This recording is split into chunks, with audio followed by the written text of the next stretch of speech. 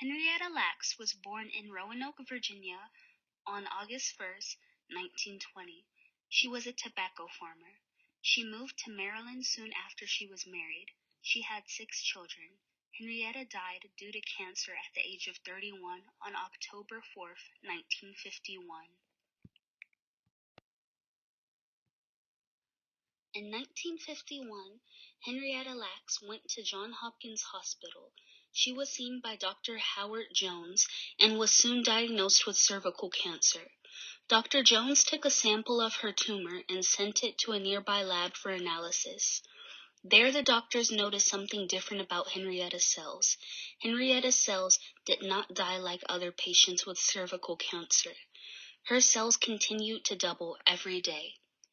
Henrietta's cells, now called HeLa cells, were a major breakthrough in the medical field. They were the first cells that could easily be shared and multiplied in a lab setting. HeLa cells has contributed to many medical breakthroughs from researchers on the effects of zero gravity in outer space and the development of the polio vaccine to the studies of leukemia, the AIDS virus, and cancer worldwide. Although many other cell lines are in use today, HeLa cells have supported advances in most fields of medical research in the decades since HeLa cells were isolated. They have also helped in the creation of vaccines for COVID-19.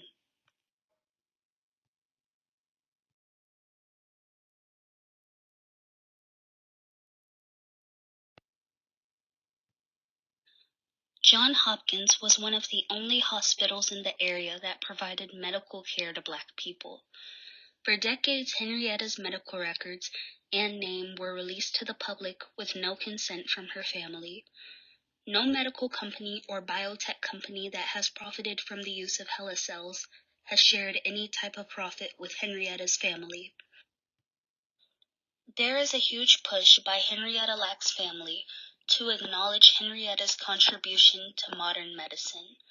I want scientists to acknowledge that HeLa cells came from an African American woman who was flesh and blood, who had a family and who had a history, said granddaughter Jerry Lacks Y.